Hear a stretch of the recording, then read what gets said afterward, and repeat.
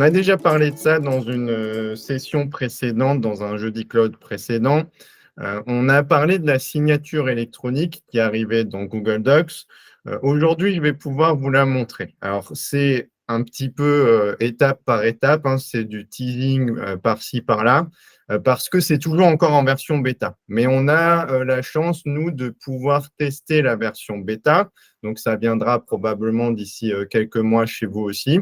Mais j'aimerais bien vous montrer ça parce que je pense que ça peut servir à pas mal d'entreprises. Voilà comment ça se présente. J'ai préparé un fichier. Dans ce fichier, vous verrez qu'en bas, j'ai directement déjà inséré des solutions, des signatures, pardon. J'étais en train de lire le chat en même temps. Vous voyez que je ne peux pas faire deux choses. Donc, j'ai inséré des signatures dans cette partie-là. On l'a, nous, en version bêta, dans Insertion, champ de signature électronique. On a différents champs qui existent.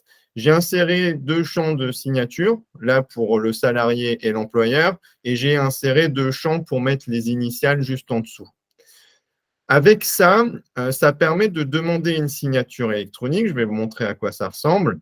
Donc, on va mettre l'email du salarié. Je vais me rajouter moi-même. Et on va mettre l'employeur qui sera ce compte formation.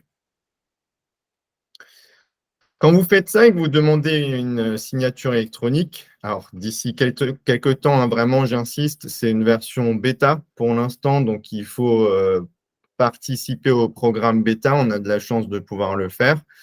Vous aurez ce genre de choses, donc vous aurez une version PDF et dans cette version PDF, vous allez pouvoir signer cette version PDF. Donc d'un côté, vous ou la personne, hein, toutes les personnes qui sont signataires recevront ça. Moi, comme je me suis déclaré là dans la partie employeur, je vais pouvoir signer ici la partie employeur. Je vais mettre dans cette partie-là, dans la signature, mon nom complet. Ça me fait une signature un petit peu comme si j'écrivais à la main. Je vais mettre également mes initiales.